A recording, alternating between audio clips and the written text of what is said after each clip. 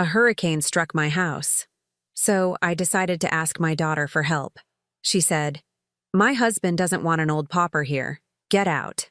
I smiled. But when I called my new millionaire husband, he arrived and said 3 words. The whole room froze. "I'm glad to have you here. Follow my story until the end and comment the city you're watching from, so I can see how far my story has reached."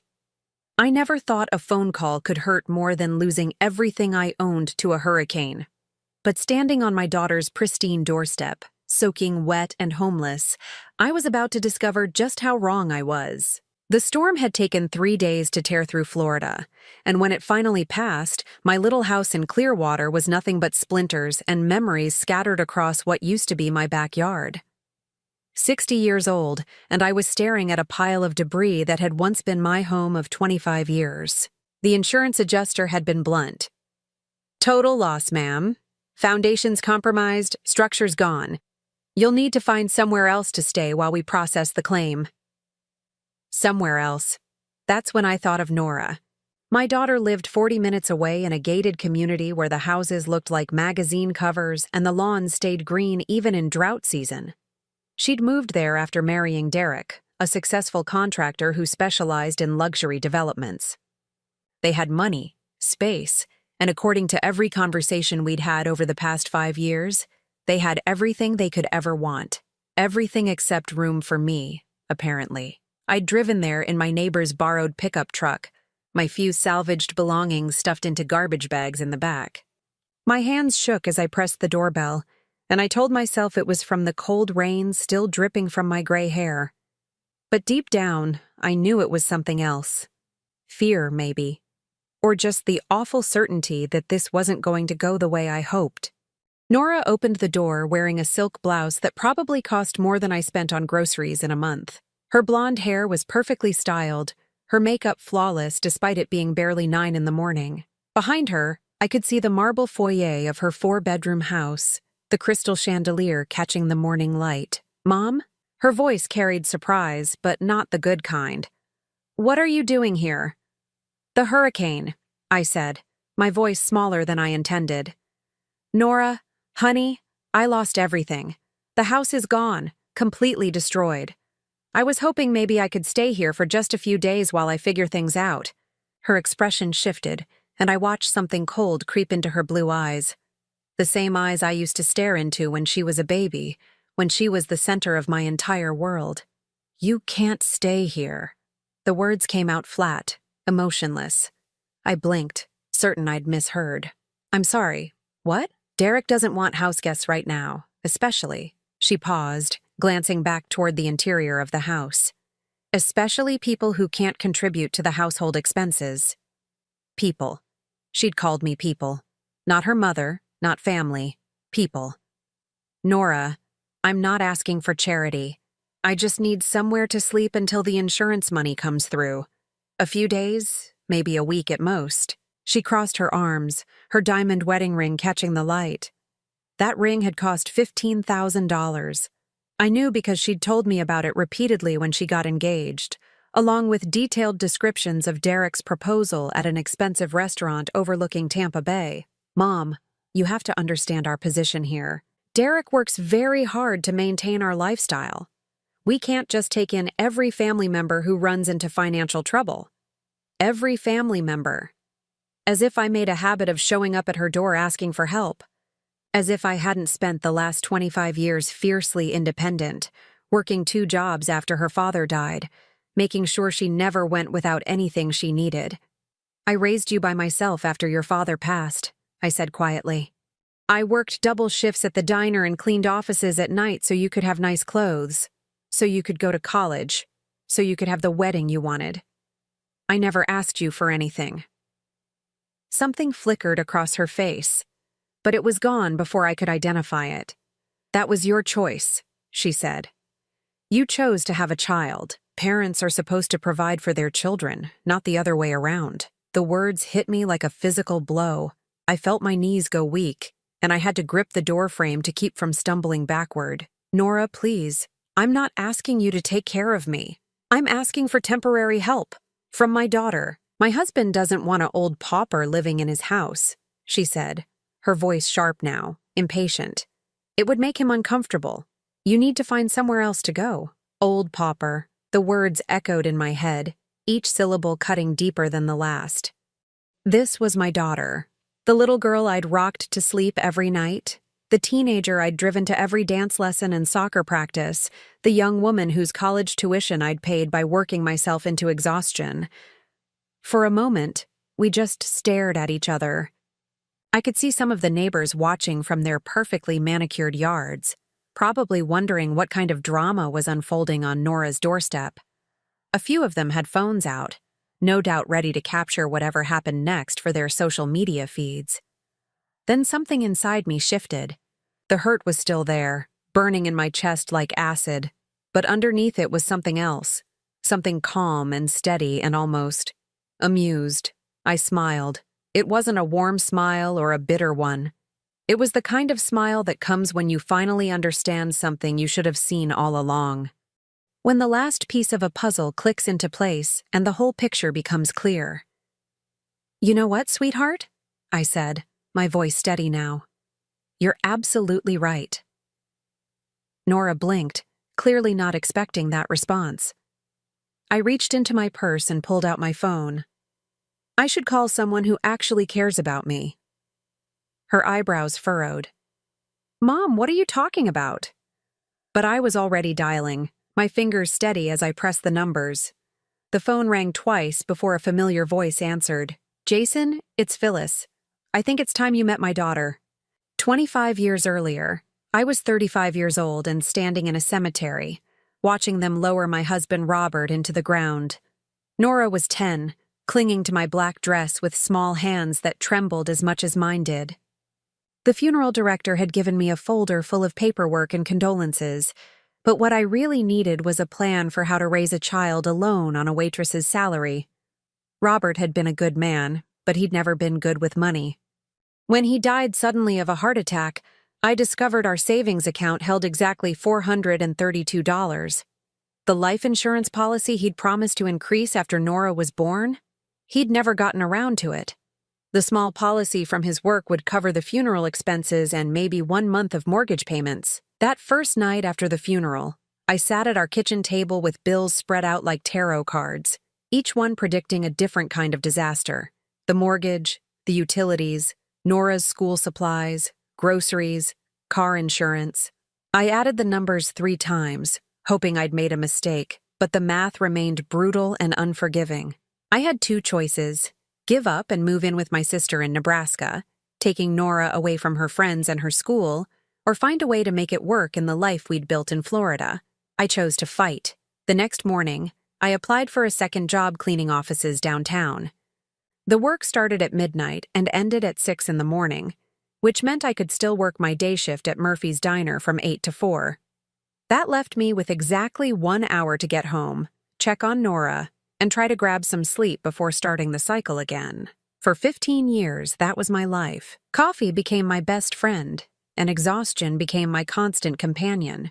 I learned to sleep in 45-minute increments, to shower in under 5 minutes, to make dinner while helping with homework. Some nights I would fall asleep standing up while folding laundry, only to jolt awake and realize I had to leave for the cleaning job in 20 minutes. But here's what I never let Nora see. How many meals I skipped so she could have seconds. How many times I wore shoes with holes in them so she could have new sneakers for gym class. How I sold my wedding ring to pay for her senior class trip to Washington, D.C., telling her it was a graduation gift from her grandparents who'd been dead for 5 years. When she wanted to take piano lessons, I picked up weekend shifts catering private parties. When she needed a prom dress, I worked extra cleaning jobs for 2 months, coming home each morning with my back screaming and my hands raw from chemical cleaners. When she got accepted to the University of Florida, I took out loans I'm still paying off today and worked a 3rd job during her freshman year stocking shelves at a grocery store from 6 to 10 every evening. I never told her about any of it. Maybe that was my mistake. Maybe I should have let her see me struggle, let her understand what sacrifice looked like. But every time I considered it, I remembered my own childhood, growing up with parents who used their hardships as weapons, who made sure I knew exactly how much trouble I was causing just by existing. I swore I would never make Nora feel like a burden, so I smiled when I was dying inside. I told her everything was fine when the electricity bill was 3 months overdue. I laughed and said I wasn't hungry when there was only enough food for one person. I pretended my back didn't ache from scrubbing floors all night when she needed help with her science fair project. The irony is that I was good at hiding my struggles. Too good. By the time Nora graduated high school, she genuinely believed we'd always been comfortable.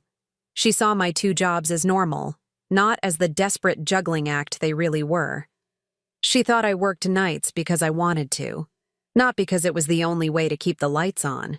When she met Derek during her junior year of college, she started spending more time at his family's house during breaks. They had money, real money, and I could see her beginning to understand what she'd been missing. Derek's mother didn't work multiple jobs. She played tennis and hosted dinner parties and drove a car that was newer than some marriages. The contrast was stark, and I watched my daughter start to see our life through Derek's family's eyes. Suddenly, our small house looked shabby instead of cozy. The secondhand furniture I'd carefully selected from yard sales looked cheap instead of charming. My practical clothes looked poor instead of sensible. After graduation, Nora moved in with Derek almost immediately. Their visits became less frequent, shorter, more forced. She would call every few weeks, but the conversations grew stilted and brief. When Derek proposed, she called to tell me about the ring, the restaurant, the romantic weekend getaway where it happened. But she didn't invite me to meet his parents until 2 weeks before the wedding. That dinner was excruciating. Derek's mother, Patricia, made subtle comments about Nora's humble background and asked pointed questions about my retirement plans, as if I were some burden Nora would eventually have to shoulder. Derek's father barely acknowledged my existence, focused instead on discussing business opportunities with Derek. I sat there in my best dress, the one I'd bought specifically for the occasion at a discount store, and realized that in their eyes, I was exactly what Nora was beginning to see me as: an embarrassment, evidence of a life she was trying to leave behind. The wedding was beautiful, expensive. Derek's family paid for most of it, making it clear that this was their gift to the couple, not something I could have provided. I walked Nora down the aisle because tradition demanded it, but I felt like an imposter in my rented dress, surrounded by people who seemed to speak a language of wealth and privilege I'd never learned. After the wedding, the distance grew. Phone calls became monthly, then quarterly. Visits stopped altogether. Nora was building her new life, and that life apparently had no room for reminders of where she'd come from. I told myself it was natural. Children grow up and move away. They create their own families, their own traditions. I had raised her to be independent, and she was. I should have been proud. But standing on her doorstep 25 years after Robert's funeral, looking at the cold stranger my daughter had become, I realized something I should have understood years ago. I hadn't just hidden my struggles from Nora. I'd hidden myself. 20 minutes after I made that phone call, a sleek black Mercedes pulled into Nora's circular driveway. I was still standing on her front porch, and she was still standing in her doorway, both of us frozen in some kind of standoff that neither seemed willing to break. The car was immaculate, the kind that probably cost more than most people's houses. The windows were tinted, but I could make out a figure in the driver's seat. My heart began to race, not from nervousness, but from something else entirely. Anticipation, maybe, or relief. Nora's eyes narrowed as she watched the car. "Mom, who is that?" I didn't answer immediately. Instead, I smoothed down my damp hair and straightened my shoulders. For the first time all morning, I felt like I could breathe properly. The driver's door opened, and Jason stepped out. At 65, he was still an impressive man. Tall, with silver hair that caught the morning sunlight, and the kind of confident bearing that comes from years of making decisions that matter. His suit was perfectly tailored. His shoes probably cost more than I used to make in a month at the diner. But what struck me most was the way his entire face lit up when he saw me. "Phyllis," he said, his voice warm and concerned as he approached the porch. "Are you all right, sweetheart?" Sweetheart. I watched Nora's face change as that single word registered. Confusion, then shock, then something that looked almost like panic. "I'm fine now," I said, and meant it. Jason reached the porch in 3 quick strides and wrapped me in a gentle hug, careful not to squeeze too tightly. He smelled like expensive cologne and safety, 2 things I hadn't realized I'd been missing until that moment. "I came as soon as I could," he murmured against my ear. The helicopter was faster than driving, but I still had to take a car from the landing pad. Helicopter. I felt Nora's stare burning into us, but I kept my attention on Jason's face. "This is my daughter, Nora," I said, gesturing toward the doorway where she stood frozen. "Nora, I'd like you to meet my husband, Jason." The word husband hung in the air like a bomb that hadn't quite exploded yet. Nora's mouth opened, then closed, then opened again. "Your what?" Jason extended his hand toward her with a smile that didn't quite reach his eyes. "Jason Mitchell, I've heard so much about you over the years." She stared at his outstretched hand as if it might bite her. "Husband? Mom? What are you talking about? You're not married." "Actually," I said, my voice steady and calm, "I am. We had a small ceremony 6 months ago." 6 months. I watched Nora do the math, watched her realize that I'd gotten married and never told her, that there had been a wedding, a celebration, a new chapter in my life that she knew nothing about. "Why didn't you tell me?" Her voice was sharp now, accusatory. Jason's expression hardened slightly as he looked at her. "Perhaps because you haven't spoken to your mother in over 8 months. The silence that followed was deafening. I could see the wheels turning in Nora's head, trying to remember when we'd last had a real conversation, when she'd last asked about my life instead of just making polite small talk before ending the call. "I've been busy," she said weakly. "I'm sure you have," Jason replied, his tone polite but cold.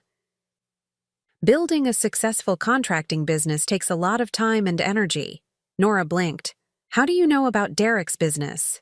"I make it my business to know about the people who matter to my wife," Jason said simply, "including the daughter who just turned her away in her hour of need." The color drained from Nora's face. Behind her, I could see Derek hovering in the hallway, clearly listening to every word. "Now," Jason continued, his voice becoming brisk and businesslike, "I understand you have some concerns about Phyllis staying here temporarily while we make other arrangements. We can't just take in house guests right now," Nora said, but her voice lacked the conviction it had held earlier. Jason reached into his jacket pocket and pulled out a checkbook. "Of course, I completely understand the financial burden that hosting family can create." He clicked open an expensive-looking pen and began writing. "What would you say is fair compensation for a week's stay? 5,000? 10? Nora's eyes went wide. What?" "For room and board," Jason explained patiently, tearing off the check. "I assume that's your primary concern. The additional cost of utilities, food, general inconvenience." He held out the check. "Will $10,000 cover a week's accommodation?" $10,000. I watched Nora stare at the piece of paper as if it were written in a foreign language. "You can't just write a check and expect everything to be fine," she said, but her voice was shaking now. "Can I?" Jason raised an eyebrow. "Isn't that exactly what you were asking for? Financial consideration for the inconvenience of helping your mother?" Derek finally appeared in the doorway behind Nora, his eyes immediately going to the check in Jason's hand. I saw him swallow hard. "Of course, if you're not comfortable with the arrangement," Jason continued smoothly, "I completely understand. I've already made reservations at the Ritz-Carlton downtown, presidential suite. Phyllis deserves the best while we're making arrangements for more permanent housing." He tucked the check back into his pocket. "I just thought, given that you're family, you might want the opportunity to help. But I can see I was mistaken." The word family came out like a challenge. "Wait," Derek said, stepping forward. "Let's not be hasty here." Jason turned his attention to Derek with the kind of look that probably made corporate executives break out in cold sweats. "And you are?" "Derek Morrison, Nora's husband." "Ah, yes, the contractor." Jason's tone suggested he was filing Derek away under mildly interesting, but ultimately unimportant. The one who doesn't want old paupers in his house. Derek's face flushed red. I never said that. No, Jason agreed. But you let your wife say it for you, which is arguably worse. The tension on the porch was thick enough to cut with a knife. Several neighbors had stopped pretending to work in their yards and were openly watching the drama unfold. Look, Derek said, his voice taking on the smooth tone he probably used with difficult clients. There's obviously been some miscommunication here. Of course, Phyllis is welcome in our home. How generous, Jason said dryly. Mom, Nora said suddenly, her voice small and confused. I don't understand any of this. Where did you meet him? When did you get married? Why didn't you tell me? For the first time since Jason arrived, I felt my composure slip slightly. Looking at her face, I could see the little girl she used to be, the one who would crawl into my bed during thunderstorms and ask me to explain why the world could be so scary sometimes. You never asked about my life, honey, I said gently. In all our conversations over the past few years, you never once asked if I was dating anyone, if I was happy, if I was lonely. You assumed I was just sitting in my little house, waiting for your occasional phone calls. The truth of that statement hit her like a physical blow. I could see her mentally reviewing our recent conversations, realizing that they had indeed been entirely focused on her life, her problems, her achievements.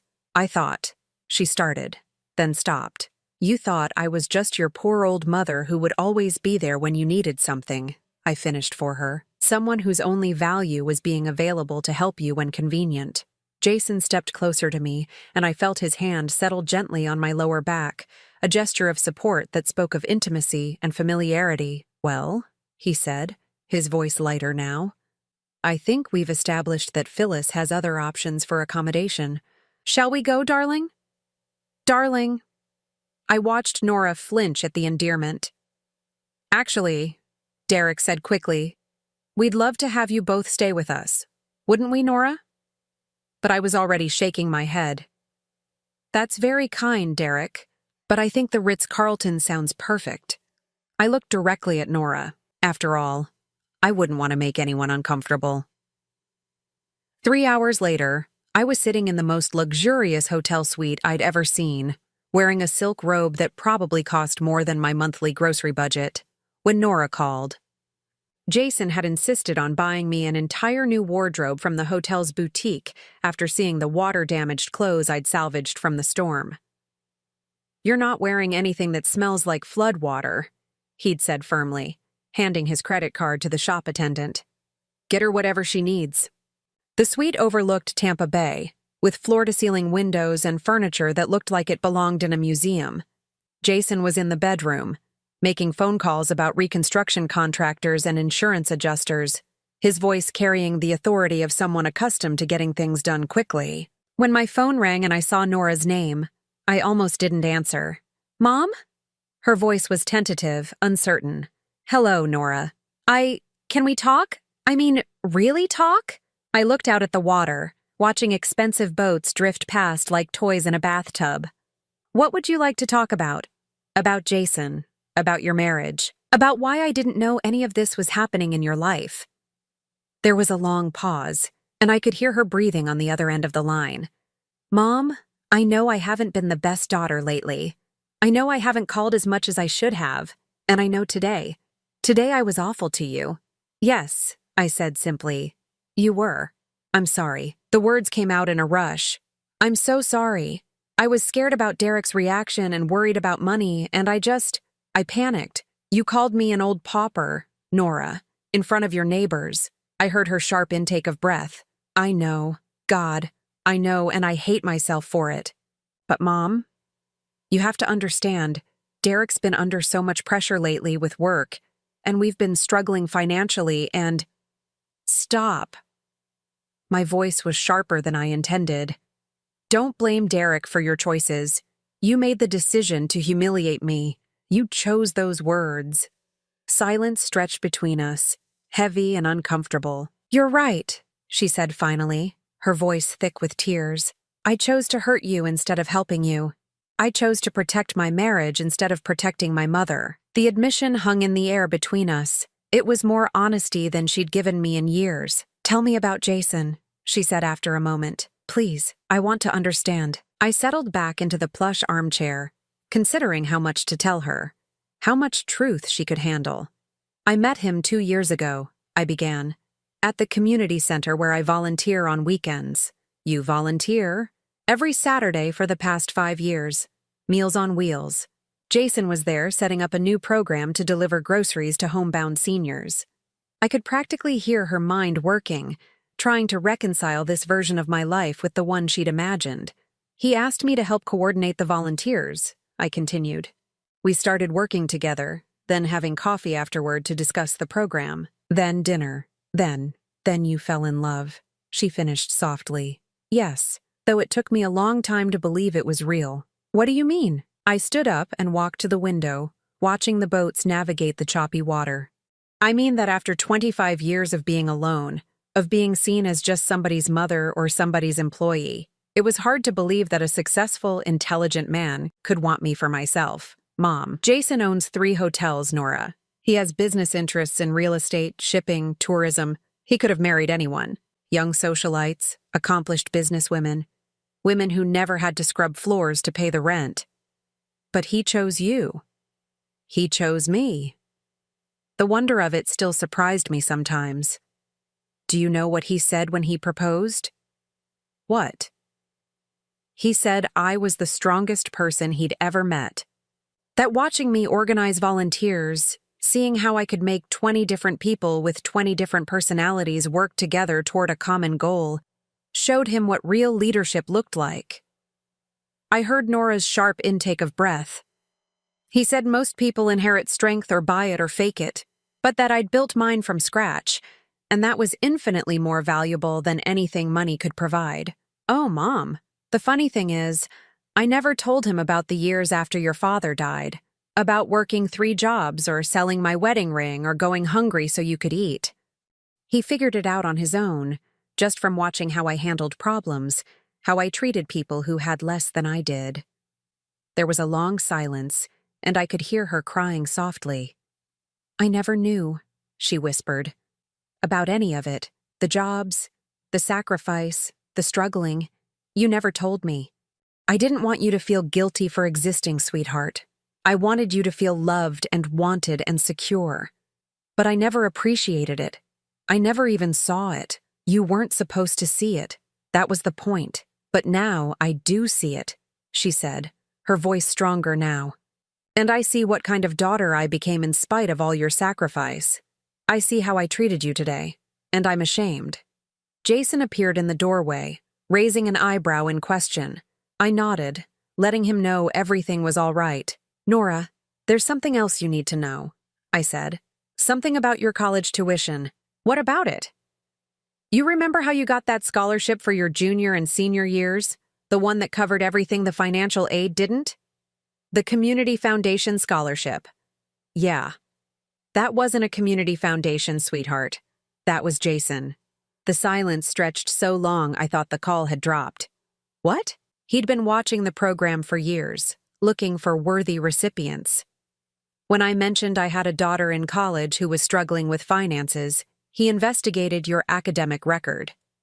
You earned that money, Nora. Your grades, your community service, your essay about overcoming adversity.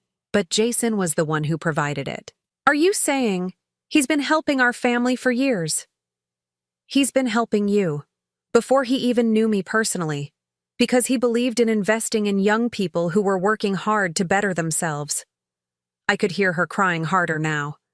And when we started dating, when he learned I was your mother, do you know what he said? What? He said it made perfect sense. That watching you succeed had given him hope that there were still families who understood the value of education and hard work. He said you were proof that I'd raised you right. But I haven't been raised right, she said brokenly. Look at how I treated you today. Look at how I've treated you for years. You made mistakes, honey. We all do. No, Mom. This wasn't a mistake. This was a pattern. I've been ashamed of where I came from, ashamed of you. And I used Derek's family's opinions as an excuse to distance myself from my own mother. The honesty in her voice was raw, painful to hear. I wanted so badly to fit into Derek's world that I convinced myself our life before was something to be embarrassed about. But it wasn't, was it? It was something to be proud of. Yes, I said quietly. It was. And now I've lost that. I've lost the right to be proud of where I came from because I threw it away. I threw you away. Nora. No, let me finish. I need to say this. You worked yourself to the bone to give me opportunities, and I used those opportunities to become the kind of person who would turn away her own mother in her time of need. What does that say about me? What does that say about the kind of person I've become? I didn't answer, because she needed to work through this on her own. Jason must think I'm horrible, she said finally. Jason thinks you're lost, I corrected. There's a difference. Is there? Can someone like me find their way back from this?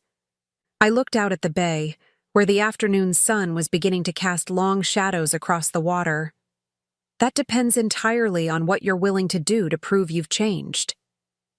2 weeks later, Nora called again. This time, her voice was different. Desperate. Jason and I had spent those weeks looking at properties along the coast, discussing whether to rebuild in Clearwater or start fresh somewhere else. He'd been patient with my indecision, understanding that losing your home isn't just about losing a building. It's about losing the physical anchor to your memories, your sense of place in the world. We'd finally decided on a beautiful lot in Sarasota, about an hour south of my old house. Close enough to maintain my friendships and volunteer commitments, but far enough to feel like a new beginning. Jason had already hired architects and contractors, and we were planning a house that would be ours together, not just his or mine. I was reviewing blueprints in our hotel suite when my phone rang. Mom, I need to see you. Nora's voice was strained, urgent. What's wrong? Everything. Everything is wrong, and I don't know what to do. I could hear Derek in the background, his voice raised and angry, though I couldn't make out the words. Where are you? At home. But Mom, I need to talk to you privately. Can you come over, please? I looked at Jason, who was reading a contract at the desk by the window. He glanced up and nodded without me having to ask. I'll be there in an hour. When I arrived at Nora's house, the perfect facade was cracking. The lawn needed mowing. There were newspapers piling up on the driveway, and Derek's truck had a dent in the side that hadn't been there before. Nora answered the door looking like she hadn't slept in days. Her hair was pulled back in a messy ponytail. She wasn't wearing makeup, and her clothes looked like she'd slept in them. Thank you for coming, she said, her voice barely above a whisper. I followed her into the living room, noting that several expensive decorative items were missing from their usual spots. The crystal vase that used to sit on the mantel, the silver picture frames, the expensive art piece Derek's mother had given them as a wedding gift. Nora, what's happening here? She sank onto the couch, her hands shaking as she reached for a folder on the coffee table. Derek's business is failing, she said without preamble. Has been for months, maybe longer. She opened the folder, revealing a stack of bills, legal notices, and bank statements. We're 3 months behind on the mortgage. The credit cards are maxed out. The IRS is threatening to seize our assets for unpaid taxes. I picked up one of the papers, scanning the numbers. The debt was staggering. How did this happen? Derek took on too many projects at once, big developments that required huge upfront investments. When the first one fell through, he borrowed money to cover the costs and took on more projects to try to make up the difference. It was a classic spiral, the kind of financial disaster that happened when pride prevented someone from cutting their losses early. He's been lying to me for months, Nora continued, her voice hollow, telling me everything was fine, that we just had some temporary cash flow issues. I found these papers hidden in his office yesterday. Where is Derek now? Gone. He left this morning after I confronted him about the lies. Said he needed time to think, to figure out how to fix this. I set the papers down, studying my daughter's face. She looked smaller somehow, diminished. Nora, why are you telling me this? 2 weeks ago, you didn't want me in your house. Now you're sharing your most private financial information. She was quiet for a long time, staring at her hands. "Because I finally understand what you meant when you said some bonds can't be broken," she said finally. "Derek ran away the moment things got difficult. But you're here. Even after how I treated you, you came when I called." I felt something tighten in my chest, but I kept my voice steady. "What do you want from me, Nora?" "I want to apologize. Really apologize. Not just say the words because they're expected." She stood up and walked to the window, looking out at the manicured neighborhood that she was about to lose. I've spent the last 2 weeks thinking about that day on my doorstep, about the words I used, the way I looked at you, and I kept trying to understand how I became the kind of person who could treat her own mother that way. And what did you conclude? That somewhere along the way, I started measuring people's worth by their bank accounts instead of their character. She turned back to face me, tears streaming down her cheeks. "Derek's family has money, so I decided they were better than us. Derek drives expensive cars and wears designer suits, so I convinced myself he was more valuable than the mother who sacrificed everything for my future. And now? Now I see that Derek's money was borrowed, his success was an illusion, and when real problems arose, he abandoned me. While you, the woman I called an old pauper, showed up with a husband who solved my homelessness with a phone call." I sat down on the couch, processing her words. "There's something else," she said, her voice barely audible. "Something I haven't told you." "What is it?" 3 years ago, when Derek and I were looking at buying this house, we needed help with the down payment. $20,000. My stomach dropped because I had a feeling I knew where this was going. Derek suggested we ask you for a loan. He said you probably had savings from all those years of working multiple jobs, but you never asked me. No, because I was embarrassed. I didn't want you to know we needed money because that would mean admitting we weren't as successful as I'd been pretending. So instead, I told Derek you didn't have any money to spare, that you were living paycheck to paycheck. The admission hung between us like a confession. But that wasn't true, was it? She continued. You would have helped us if we'd asked. You would have found a way, just like you always did. I thought about my savings account at that time, the careful accumulation of money from my years of frugal living after she'd left home. I would have given her every penny if she'd asked. Yes, I said simply. I would have helped you. Instead, we got the money from Derek's business account. Money that, it turns out, was already earmarked for other debts. That loan became part of the financial house of cards that's now collapsing. She sank back onto the couch, her face in her hands. If I had just swallowed my pride and asked my mother for help, none of this would have happened. Derek wouldn't have had to rob Peter to pay Paul, and we wouldn't be losing everything now. I reached over and gently pulled her hands away from her face. Nora, look at me. She raised her eyes, red-rimmed and desperate. You made mistakes. Derek made mistakes. But this financial disaster isn't your fault for not asking me for money 3 years ago. Isn't it? No. It's the result of Derek making increasingly risky business decisions and lying to you about the consequences. You're not responsible for his choices, but I'm responsible for mine. And my choice was to be too proud and too ashamed to ask my own mother for help when I needed it. I studied her face, seeing something I hadn't seen in years. Humility. Real humility, not the performative kind that comes with getting caught. What happens now? I asked. I don't know. Derek says he might be able to work something out with the creditors, but I don't believe him anymore. I think we're going to lose the house, maybe everything. And your marriage? She was quiet for a long time. I don't know that either. It's hard to trust someone after you find out they've been lying to you for months. Yes, I said softly, it is. We sat in silence for several minutes, both of us lost in our own thoughts. Mom, she said finally, can I ask you something? Of course. If Derek and I lose everything, if we end up with nothing, would you? Would you consider letting me be part of your life again?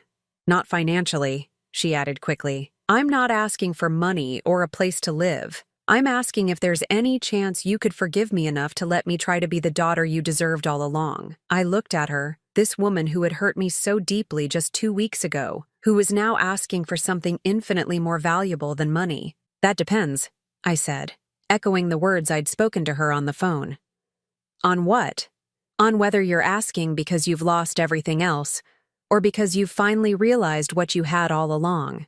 6 months later, I stood in the kitchen of my new house in Sarasota, watching the sunrise paint the Gulf of Mexico in shades of gold and pink. The house Jason and I had built together was everything I'd never dared to dream of. Spacious but warm, elegant but comfortable, filled with light and the sound of water lapping against our private dock. Behind me, I could hear Jason making coffee, humming softly to himself as he moved around the kitchen. At 70, I had learned that happiness could come in the smallest moments.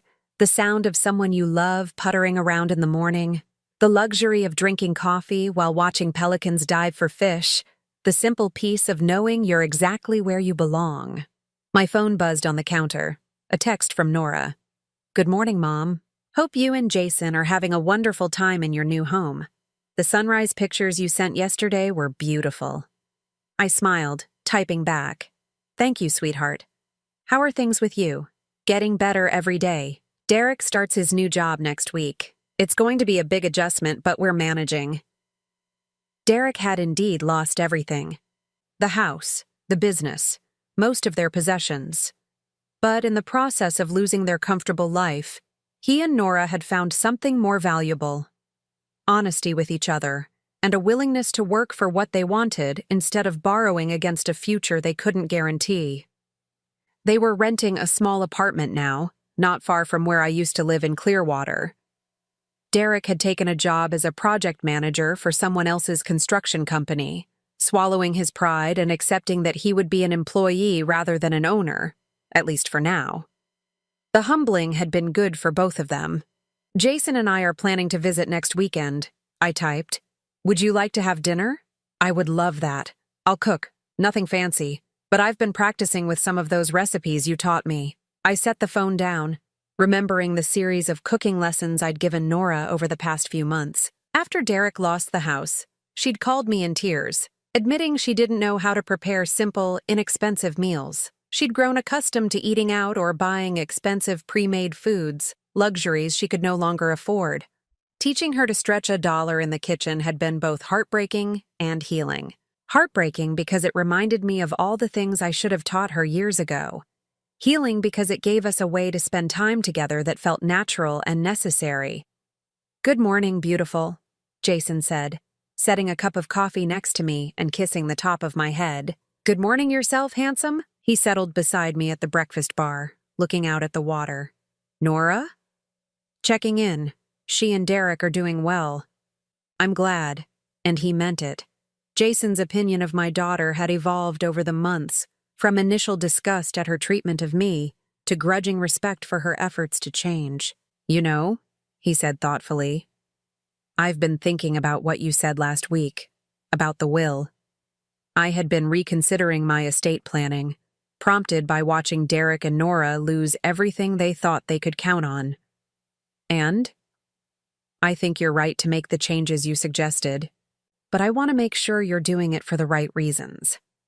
We had talked extensively about this. My original will, written years ago when I thought I would die poor and alone, left my modest savings to Nora. But my marriage to Jason had changed my financial situation dramatically. I was now a wealthy woman in my own right, and that wealth came with responsibility. "Tell me what you think my reasons are," I said.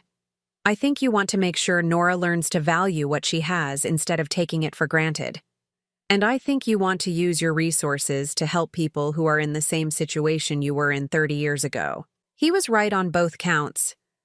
"The scholarship fund," I continued, "for single mothers going back to school. That feels like the right legacy. And the trust for Nora? Enough to ensure she'll never be destitute, but not enough to make her comfortable without effort." Jason nodded approvingly. "She'll understand eventually. Probably sooner than you think." I hoped he was right. The trust I was establishing for Nora would provide a safety net, but not a windfall. Enough to cover basic needs in an emergency, but not enough to replace the satisfaction of earning her own way. "There's something else I want to discuss with you," I said. "What's that?" "I want to offer Derek a job." Jason raised an eyebrow. With Mitchell Properties? You said you needed someone to manage the affordable housing projects, someone who understands construction but also understands what it's like to struggle financially. That's true. Derek made terrible business decisions, but he's a good builder. And more importantly, he's learned humility. That combination might make him exactly the right person to oversee housing developments for working families. Jason was quiet for a moment, considering. It would mean they could move closer to us, he said finally. Yes? Is that something you'd want? Phyllis, I married you, not just you alone. If having your daughter nearby would make you happy, then it would make me happy too.